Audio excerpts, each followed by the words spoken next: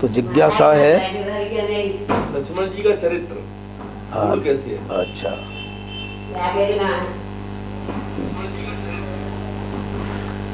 लक्ष्मण जी का चरित्र, वैसे ऐसा लगता है अधिकांशतः लोग ये समझते हैं कि लक्ष्मण जी एक ऐसे व्यक्तित्व के धनी हैं जिन्हें क्रोध आता है ना। अधिकांशतः समझते हैं कि लक्ष्मण लड़ाकू हैं, लेकिन ये शास्त्र का नियम है कि जब किसी पात्र की हम स्तुति करते हैं तो उस स्तुति में जिसकी स्तुति की जा रही है उसमें उसके रूप का वर्णन होता है, स्वरूप का वर्णन होता है, स्वभाव का वर्णन होता है और प्रभाव का वर्णन होता है। स्तुति पूरी कब मानी जाती है? जिसमें रूप का वर्णन हो, स्वरूप का वर्णन हो, स्वभाव का वर्णन हो और प्रभाव का वर्णन हो। बाहर जो दिखाई देता वो रूप है और आंतरिक जो है वह स्वरूप है, और सहज जो है वह उसका स्वभाव है, और उस का स्वाभाविक महात्म्य क्या है? ये उसका प्रभाव है। तो लक्ष्मण जी को हम देखें तो गोस्वामी जी ने स्तुति की है लक्ष्मण जी की कि बंदहु लक्ष्मण पद जल जाता, शीतल सुभग भगत सुखदाता, रघुपति कीरति विमल पताका, दंड समान भयउ जस जाका। ये और लक्षण धाम राम प्रिय सकल जगत आधार, गुरु वशिष्ठ ते राखेउ लक्ष्मण नाम उदार। ये उनकी स्तुति है। तो अब गोस्वामी जी की दृष्टि से हम लक्ष्मण जी को देखें तो एक उन्होंने अर्धाली कही है कि दंड समान भयउ जस जाका, रघुपति कीरत विमल पताका, कि भगवान श्री राम की यश पताका, और पताका होती है जो लहराती है, और जो लहराती है उसमें क्या लगा होता है? डंडा। और ये डंडा ना हो तो पताका ठहर ही नहीं सकेगी। तो गोस्वामी जी क्या कह रहे हैं कि रघुपति कीरति, भगवान के यश की जो कीर्ति है, और विमल जो कीर्ति है, यानी भगवान श्री राम की जो स्वच्छ कीर्ति फैल रही है, उसका आधार कौन है? लक्ष्मण जी। लेकिन लोगों का ध्यान कम जाता। क्यों? ये जो पताका है वो तो कोमल है, इधर उधर घूमती है, वो डंडा वो कठोर है। तो लक्ष्मण जी को कठोर होना चाहिए कि नहीं होना चाहिए? यदि लक्ष्मण कठोर नहीं होंगे तो फिर पताका स्थिर नहीं रह सकती। तो ऊपर से तो ऐसा लगता है कि डंडा कठोर है, लेकिन उसके द्वारा बड़ा काम क्या हो रहा है? यानी भगवान की जो कीर्ति है उसे सुरक्षित रखें। तो दंडा है लक्ष्मण, ये उनका रूप है, क्योंकि दंडे से उपमा दी है ना। भगवान की कीर्ति पताका है और लक्ष्मण डंडा है, और डंडा कठोर होता है, ये उनका रूप है। किंतु जब हम देखें तो जैसे दंडा बिना पताका का कोई अस्तित्व नहीं है, वैसे ही यदि लक्ष्मण जी को निकाल दिया जाए तो राम जी की कीर्ति भी फिर फहरा नहीं सकती। लक्ष्मण जी हैं उसके आधार। क्यों हैं? इसके बारे में गोस्वामी जी बताते हैं कि लक्षण धाम राम प्रिय सकल जगत आधार। लक्षण धाम यानी जितने भी लक्षण हैं, जितनी भी अच्छाइयाँ हैं, उनके घर हैं। तो जो ऊपर दृष्टि से सोचेंगे, बोले लक्ष्मण में लक्षण क्या है?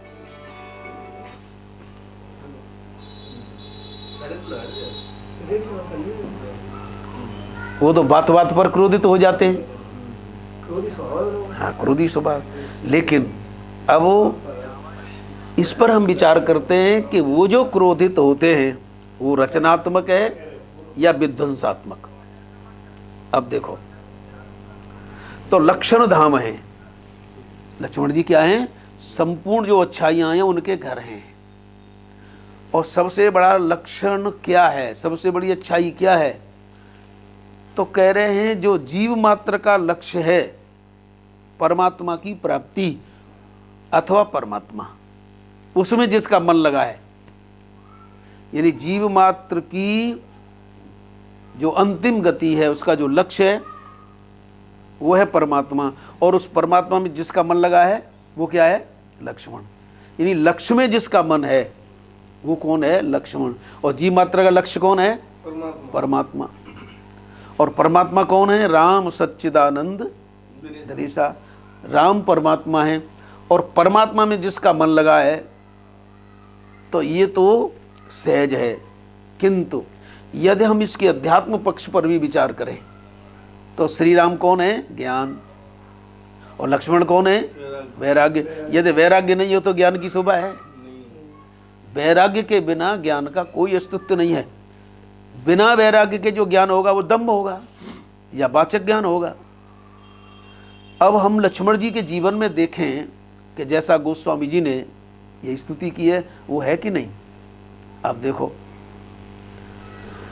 विश्वामित्र जी जब जाते हैं अयोध्या तो राम लक्ष्मण को ही क्यों मांगते हैं? क्या और भी तो थे। और एक एक ऐसा है, उसके बारे में गोस्वामी जी ने पहले कह दिया है, चारों रूप शील बल धामा। यानी चारों भाई एक से एक सुंदर हैं, एक से एक चरित्र अच्छा है, और बल भी किसी में कम नहीं है। तो फिर विश्वामित्र श्री राम के साथ लक्ष्मण को ही क्यों मांगते हैं? क्योंकि विश्वामित्र ऐसे वैसे नहीं है। विश्वामित्र महामुनि ज्ञानी हैं, और वे जानते हैं कि मैं अकेले श्री राम को ले जाऊं तो वो भी समर्थ हैं, किंतु बिना लक्ष्मण के राम जी की कोई शोभा नहीं है। बिना वैराग्य के ज्ञान अधूरा है। और लक्ष्मण और राम जी भी कहें भले नहीं, ज्ञानी कहता नहीं है, वैराग्य तो अंदर। तो विश्वामित्र विचार कर रहे हैं कि राम जी कहें भले नहीं, लेकिन वो भी चाहते हैं। हाँ, तो इसलिए दोनों चलते हैं। और आप जानते हैं कि विश्वामित्र जी का यज्ञ सफल होता है। अब क्यों होता है सफल? क्योंकि उनके यज्ञ के रखवाले अब कौन है? श्री राम और लक्ष्मण। श्री राम लक्ष्मण उनके यज्ञ के रखवाले, ये रूप है। लेकिन जब हमारे यज्ञ के रखवाले ज्ञान और वैराग्य होंगे तो यज्ञ सुरक्षित होगा कि नहीं होगा? ज्ञान और वैराग्य जब पहरा दे रहे हैं तो यज्ञ सफल होना है, तो सफल हो गया। क्योंकि विश्वामित्र ज्ञानी हैं, अकेले यज्ञ सफल नहीं कर पाए अब तक। विश्वामित्र तो ज्ञानी है, स्वाभाविक है, गायत्री का उन्होंने साक्षात दर्शन किया है। लेकिन क्यों यह सफल नहीं हुआ? क्योंकि ज्ञान है, लेकिन कभी कभी उन्हें चिंता हो जाती है। इसका मतलब अधूरा है। हाँ, और वो कब पूरा होगा? बोले जब वैराग्य होगा। और वैराग्य है इस समय लक्ष्मण। उन्होंने ध्यान से देखा कि इस समय लक्ष्मण जी वैराग्य हैं, और अकेले लक्ष्मण आ नहीं सकते राम के बिना। क्यों नहीं आ सकते। जब तक वैराग्य नहीं होगा ज्ञान आ कैसे जाएगा? विद्युता तो आ सकती है, यानी बिना वैराग्य के विद्युता तो आ सकती है। ये जो प्रोफेसर लोग होते हैं डिग्री क्लासेस में दर्शन पढ़ाते हैं, उनमें विद्युता तो है लेकिन वैराग्य नहीं है। वो पढ़ा तो सकते हैं, तो लक्ष्मण आ तो सकते हैं, लेकिन दोनों साथ साथ आएंगे।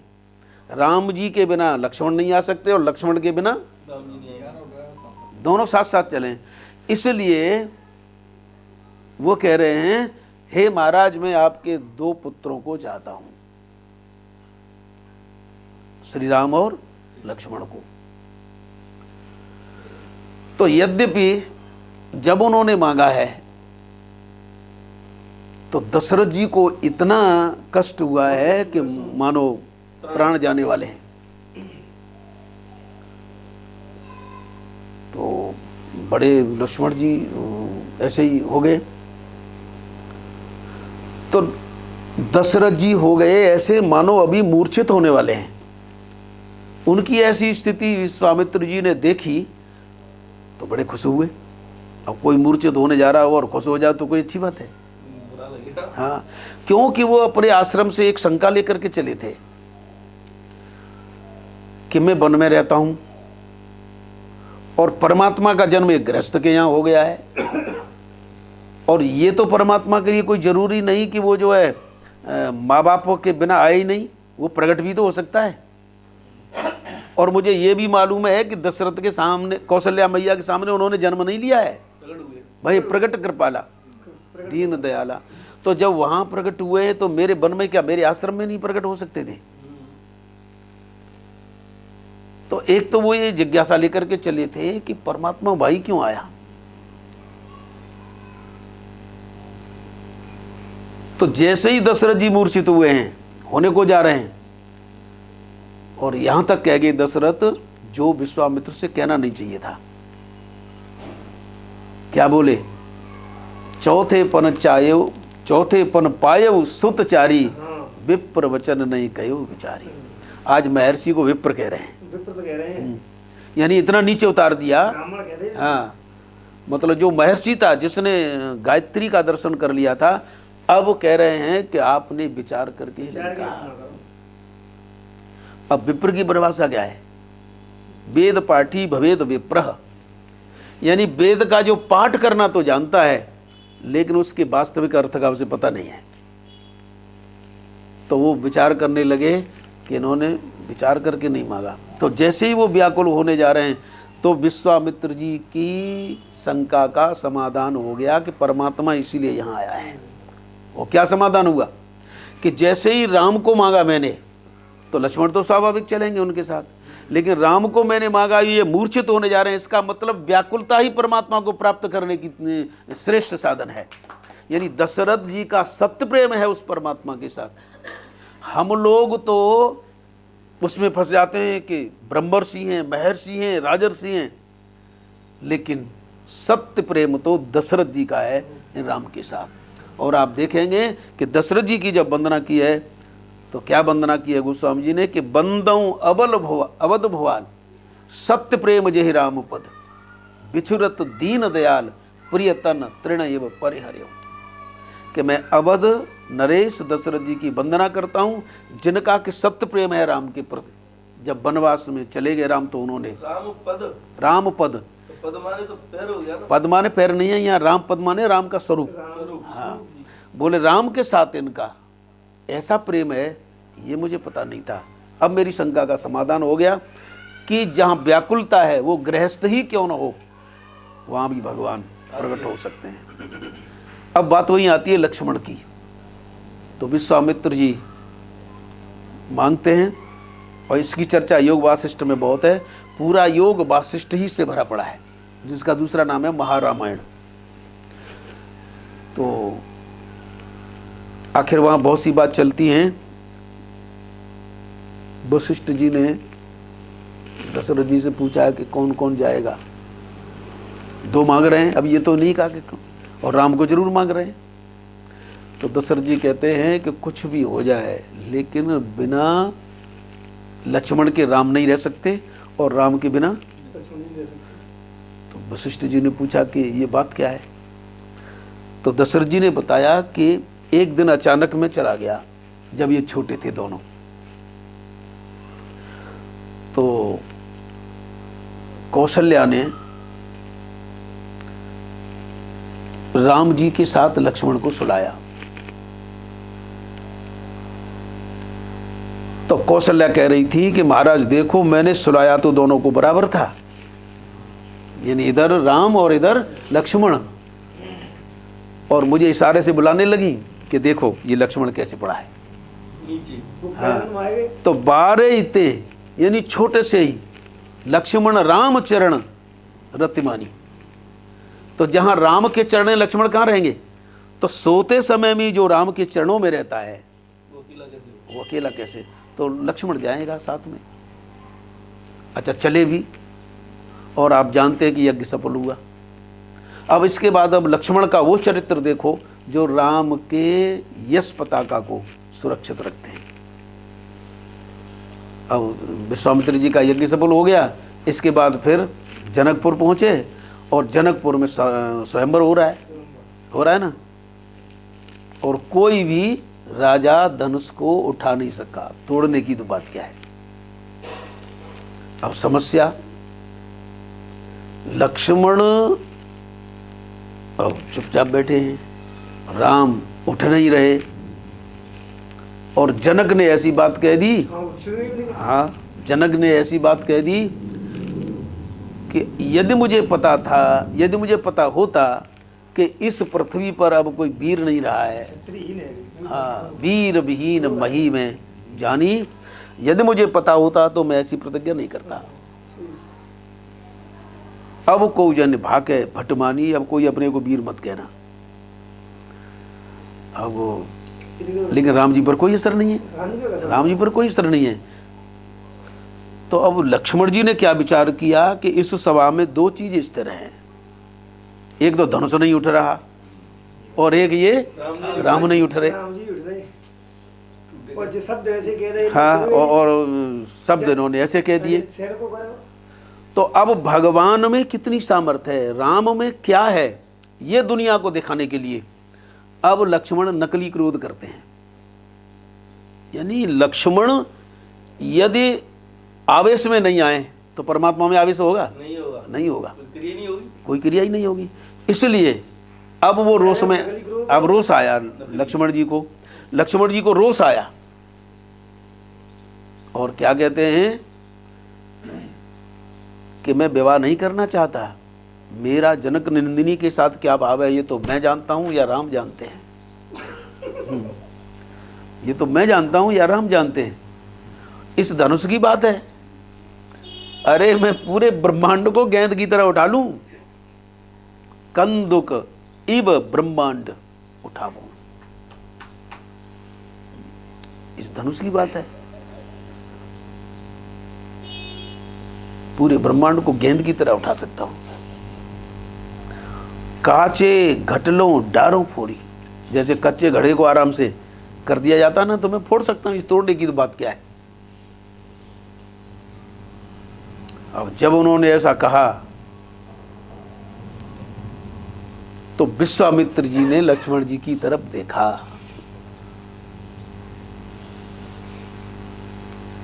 और फिर क्या लीला होती है। अच्छा, लक्ष्मण जी क्रोध कर रहे हैं, तो ये अच्छा समय है कि बुरा समय है? देखने के लिए तो ऐसा हो रहा है कि अब ये जनक से क्या कह रहे हैं लक्ष्मण? कुछ कहना चाहते हैं। बोले मैं तो ये जानता था कि लक्ष्मण ज्ञानी, जनक जी ज्ञानी है, लेकिन ये तो उल्टा निकला। तो जैसा जनक जी ने कहा था कि वीर नहीं है, वैसे ये बोले कि अरे मैं तो ये ज्ञानी समझता था, ये तो ऐसे ही निकले। लेकिन अब रोष करते हैं, और जब रोष करने लगे तो विश्वामित्र ने लक्ष्मण जी की तरफ देखा, और लक्ष्मण जी की तरफ देख करके इशारा किया, और लक्ष्मण जी ने कहा कि मेरी तरफ इशारा तो कर रही हो, बैठा है उसे तो उठाओ, क्योंकि आपस में संकेत से। तो विश्वामित्र समय शुभ जानी, अब विश्वामित्र जी ने देखा कि इस धनुष को टूटने का समय आ गया है। वो कैसे? क्योंकि अब इसके हम अध्यात्म पक्ष को विचार करें कि ये जो धनुष है, ये धनुष किसका है? शिव जी का। और शिव जी अहंकार के देवता हैं, और अहंकार को अंधकार बोलते हैं। तो अंधकार के देवता हैं शिव जी, और बने पत्रिका में बताया है अहंकार, वो रामचरितमानस में ही बताया है, अहंकार शिव बुद्धि अज। तो अंधकार के देवता शिव जी, अंधकार होता तमोगुण, और तमोगुण के देवता कौन है? शिव जी तो हैं। तो अंधकार के देवता शिव जी हैं, उनका धनुष है, तो धनुष भी तो अंधकार हुआ। और इस अंधकार को दूर करने के लिए किसकी आवश्यकता होती है? सूर्य की, प्रकाश की। अंधकार को दूर करने के लिए सूर्य की आवश्यकता होती है, और सूर्य वंश में पैदा होने वाला ये परमात्मा बैठा है। तो यदि सूर्योदय नहीं होगा, कैसे प्रकाश होगा? यदि सूर्योदय नहीं होगा तो प्रकाश कैसे होगा? अच्छा, सूर्योदय होने से पहले एक चीज आती है, लालिमा होती है। लालिमा होती है ना, और लालिमा, ये लाल शब्द क्रोध का प्रतीक है। और क्रोध यानी लालिमा किसने पैदा कर दी? लक्ष्मण जी ने पैदा कर दी। तो लक्ष्मण जी ने पैदा कर दी, तो विश्वामित्र सोच रहे अब समय आ गया इस सूर्योदय का, अब सूर्योदय का समय आ गया। इसलिए तब कहते हैं उठो राम, हे राम अब तुम्हारे उठने का, उदय होने का समय आ गया है। तो रोष पैदा किया, यानी बदनामी सहन किसने की? बदनामी खुद सहन कर रहे हैं कि लक्ष्मण तो ऐसा है, लेकिन पताका उनकी फैल रही है। यश किसका हो रहा है? तो राम जी तब उठे हैं और धनुष तोड़ा है। तो दंडा, कठोर, लक्ष्मण, बदनामी सही नहीं। लेकिन तो रघुपति कीरत विमल पताका, दंड समान भयो जस। अच्छा, धनुष टूट गया, वो बरमाला वगैरह सब वो तो बाद की बात है। अब परशुराम आ गए, अब परशुराम आ गए, यानी एक चीज से फारिग हुए तब तक दूसरी चीज खड़ी हो गई। ये परशुराम आ गए। अब जब परशुराम आए हैं तो आते ही जनक से बोलते कह जड़ जनक धनुष की तोड़ा। अरे मूर्ख जनक, बताइए धनुष किसने तोड़ा है? अब यदि जनक जी बताएं तो परेशानी, और न बताएं तो बोले या तो उसे अलग कर दे, नहीं तो मैं सारे समाज को मार दूंगा। अब क्या करें? अब भगवान तो तब भी शांत बैठे थे और अब भी शांत रहे, क्योंकि परमात्मा का स्वभाव है। ज्ञानी तो बैठ जाता ना एकदम शांत, उसे कोई लेना देना नहीं। ऐसे परमात्मा अब फिर जो कि तो बैठ गए। और परशुराम आए हैं और जाने क्या क्या कहे उन्होंने। अब लक्ष्मण जी को खड़ा होना पड़ा। बदनामी कौन ले रहा है? और परशुराम भी तो कह रहे हैं कि तेरा भाई ये छोटा बड़ा खोटा है, तेरा ये छोटा भाई है बहुत खोटा है। और यहाँ तक कि जनक जी भी कहते हैं मस्ट करो अनुचित भल नहीं। लक्ष्मण जी से जनक जी भी कहते हैं कि चुप रहो, ज़्यादा बोलना ठीक नहीं है। बदनामी कितनी सहन कर रहे हैं। लेकिन जब ऐसी बात हुई, राम जी ने देखा कि जनक जी मेरे भाई को ऐसा कह रहे हैं, तो क्या हुआ कि अचानक भगवान उठे और लक्ष्मण जी की तरह, लक्ष्मण जी की तरफ तिरछी नज़र से देखने लगे, यानी क्रोध किया, लेकिन वो भी नकली था। तो तिरछी नज़र से नकली क्रोध करते हुए राम जी लक्ष्मण जी की तरफ देख रहे हैं, और लक्ष्मण जी मुस्कुराते हुए अब ना अब आ रहे हैं वहीं जहाँ पास ही तो बैठे हैं। हाँ, तो अब लक्ष्मण जी ने क्रोध किया, राम जी ने नयन तरेरे राम, वहाँ लिखा है नैनों से, मतलब जैसे वो और तरीके से देखते हैं ना, मतलब ऐसा है थोड़ा शांत हो जाएंगे। हाँ, नाराजगी प्रकट की है। अच्छा, और भगवान के इस तिरछी रोष युक्त चितवन को देखकर लक्ष्मण जी मुस्कुराए।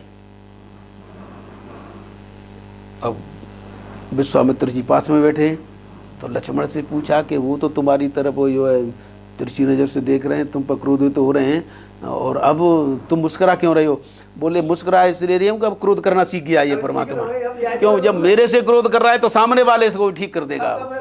अब सामने वाला जो है ना ज़्यादा बक रहा है ना, क्योंकि वहाँ विश्वामित्र परशुराम के लिए बकना शब्द आया कई बार, बोलना नहीं आया। राम जी के लिए जब वहाँ प्रसंग है तो बोलते हैं, राम बोलते हैं, लेकिन परशुराम बकते हैं। या उस प्रसंग में बिल्कुल परशुराम के लिए बकना शब्द है। तो अनर्गल जो बात करे वो बकना है, और शास्त्र सम्मत बोले वो बोलना है।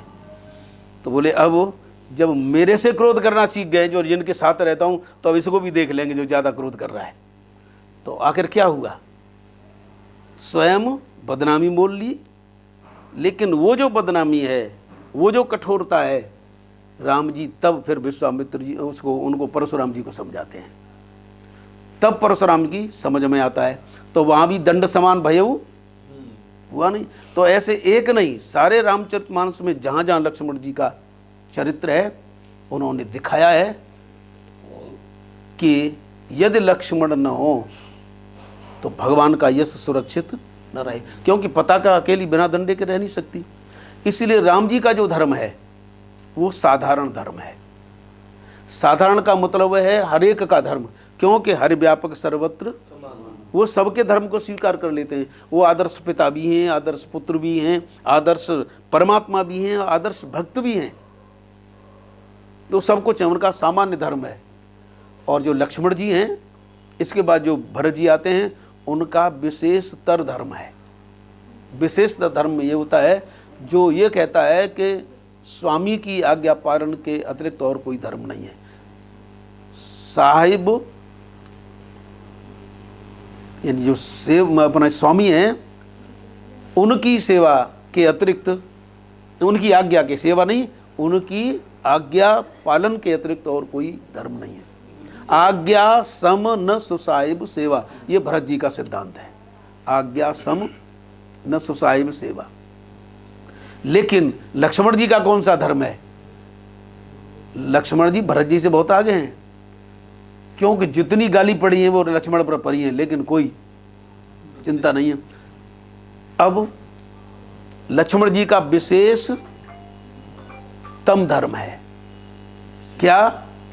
भरत जी तो मानते हैं कि स्वामी की आज्ञा पालन करना धर्म है, लेकिन लक्ष्मण जी कहते हैं कि यदि वो आज्ञा हमारे स्वामी के प्रतिकूल है, यदि उनका ठीक नहीं होता, उसे भी नहीं मानेंगे हम। इसीलिए वो राम जी को कभी कभी कहते हैं ये ठीक नहीं है। जब वो आता है ना प्रसंग सागर के किनारे के पुल बांध क्या करें, पार कैसे हो, तो विभीषण कहता है कि 3 दिन बैठो, 4 दिन बैठो, लेकिन वो लक्ष्मण नहीं, लक्ष्मण जी ने मना किया। और फिर आखिर में फिर लक्ष्मण जी बोला। तो कहने का तात्पर्य है कि लक्ष्मण जी का विचार ये है कि हम राम जी की आज्ञा तब मानेंगे जब स्व आज्ञा से उनका हित होगा। यदि उनका हित नहीं होता तो हम उनकी बात भी नहीं मानेंगे। इसलिए लक्ष्मण जी का जो चरित्र है वो दिव्य चरित्र है। जैसे मानस में तो देखने को मिल जाता है, लेकिन अब जैसे द्वापर युग की बात लें तो वहाँ दाऊ का तो ऐसा कहीं खास नहीं दिखाई देता। तो वहाँ उनकी प्रशंसा ऐसे की कैसे है? वो तो जहाँ जिस जीवन में आए हैं उनकी जैसी स्तुति है। तो अच्छा, दूसरे वहाँ दाऊ का जो चरित्र आता है ना, दाऊ का भी ऐसा चरित्र है कि वो सब पर क्रोधित हो जाते हैं, लेकिन जब कृष्ण की बात आती है तो बोले ठीक है, तुम्हारी जैसी इच्छा है। दाऊ जी चाहते हैं कि सुभद्रा का विवाह दुर्योधन के साथ हो, लेकिन कृष्ण के बोले नहीं, तो बोले ठीक है, तू ऐसा संयोग कर लेना कि। तो वहाँ भी वो उन्हीं के अनुगत हैं। मैं तो जवान रह चुका हूं। तू अब अपने आप देख। तो लीला में तो नहीं रहे हैं वो ज्यादा, उनके साथ ऐसा है, उनके साथ लीला में नहीं रहे, ये और विशेषता है ना। ये इसलिए विशेषता है कि मैं लीला में रहूंगा तो लोगों का ध्यान मेरी तरफ भी आएगा, इसीलिए मेरे कृष्ण की तरफ सबका ध्यान हो, इसलिए उनका दृष्टिकोण है। तो दाऊ ने भी भगवान कृष्ण को बहुत बड़प्पन दिया है। हाँ, यानी तो महाभारत युद्ध में भी नहीं थे, नहीं तो दाऊ नहीं थे, नहीं, कहाँ थे? वो तीर्थ यात्रा चले गए थे। हाँ,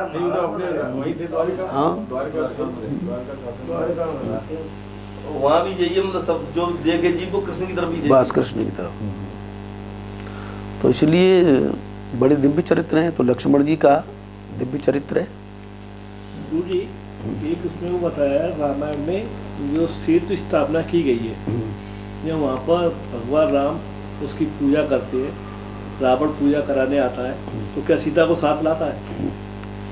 ये नियम है कि यदि पूजन करा रहे हैं तो सामग्री पूरी होनी चाहिए।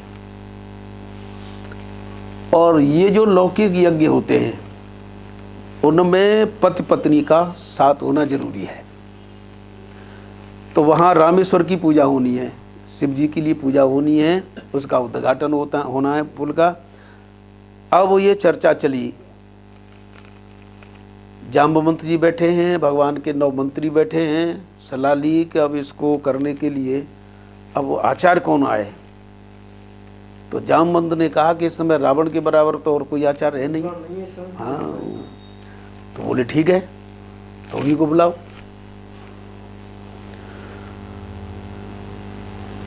चलो अब उसकी चर्चा आ गई तो थोड़ा इधर भी कर लेते हैं।